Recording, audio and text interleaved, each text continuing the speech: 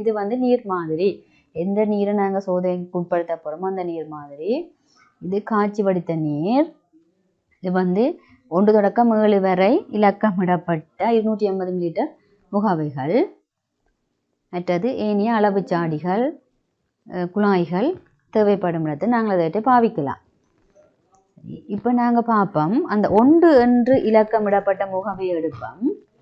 அதில் நாங்கள் சோதிப்பதற்குரிய நீர் வந்து 200 மில்லிலிட்டரை சேர்க்க போகிறோம். அதாவது எந்த நீரை சோதிக்க போகிறோமோ அந்த நீரில் வந்து 200 மில்லிலிட்டரை சேர்க்க போகிறோம்.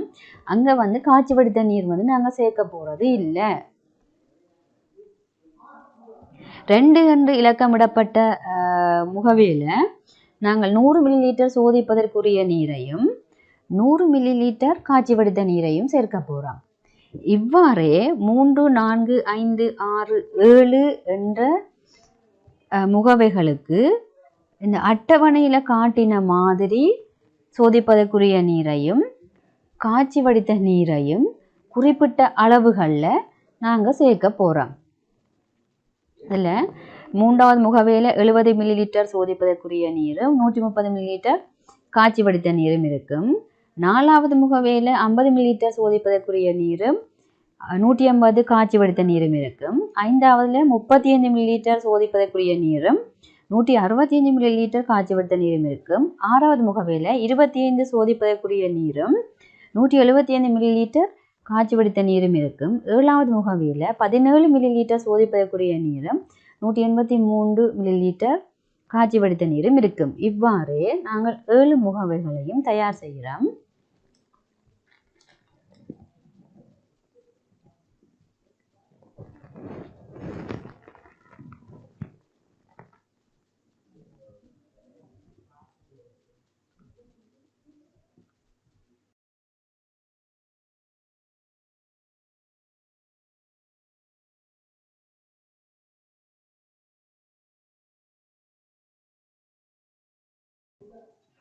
இப்போ பாருங்க, அந்த 7 முகவையிலையும் மொத்த கனவுல 200 மில்லிலிட்டராக இருக்குது.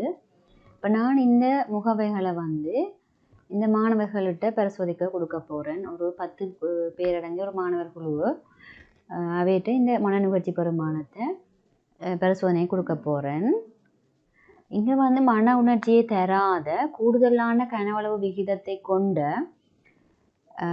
சோதனை நீர் மாதிரியை தெரிவு செய்து போகிறோம்.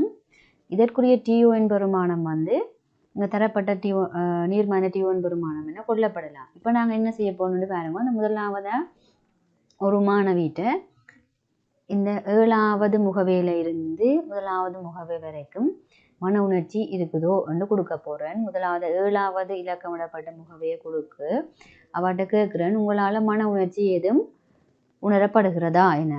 அவ இல்லை என்று பதில் சொல்கிறா. அதை குறித்து கொள்கிறோம். அதற்கு பிறகு 6வது முகவையை கொடுத்து மன உணர்ச்சி நுகரப்படுதா என்று கேட்கிறேன். அவ இல்லை என்று பதில் சொல்றா. குறித்து கொள்கிறேன். அவ்வாறே 5வது, 4வது, 3வது, 2வது, 1வது முகவையையும் அவட்ட கொடுக்கல. எந்த ஒரு முகவையிலையும் அந்த மாணவியால் மனத்தை நுகர முடியவில்லை.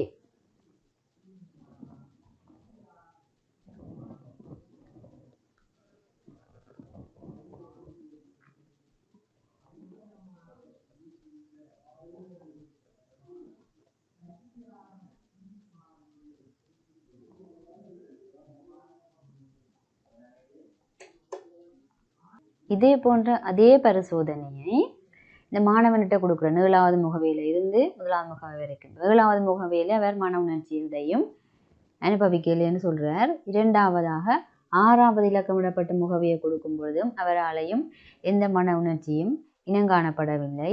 5வது, 4வது, 3வது, 2வது, 1வது என எந்த முகவையிலும் அவர்களால் மன உணர்ச்சி இனங்காணப்படவில்லை.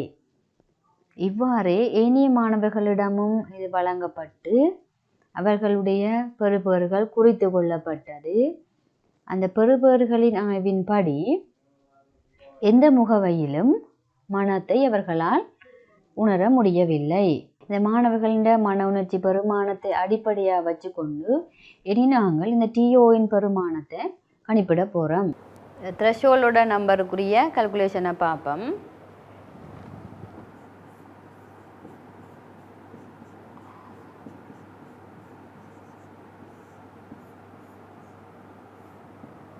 TON சமன் A + B/A என்று வரும். இங்கே வந்து A என்றது நீர் மாதிரியின் கனவளவு. நாங்கள் எந்த நீரை வச்சு பரிசோதனை செய்கிறோமோ அந்த நீர் மாதிரியின் கனவளவு.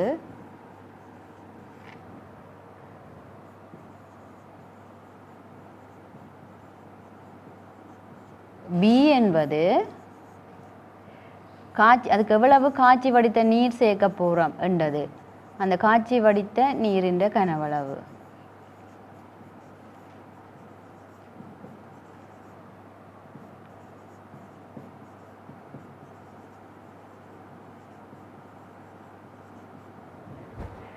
ஆகவே எங்களுக்கு வந்து இங்கே மனம் உணரப்படாதபடியால் இந்த A வந்ததாக நீர்மான கனவளவு 200ஆகவும் அங்கே காய்ச்சி வடித்த நீர் சேர்க்கையில் ஆகவே இந்த TON பெருமானம் 1ஆக அமைது.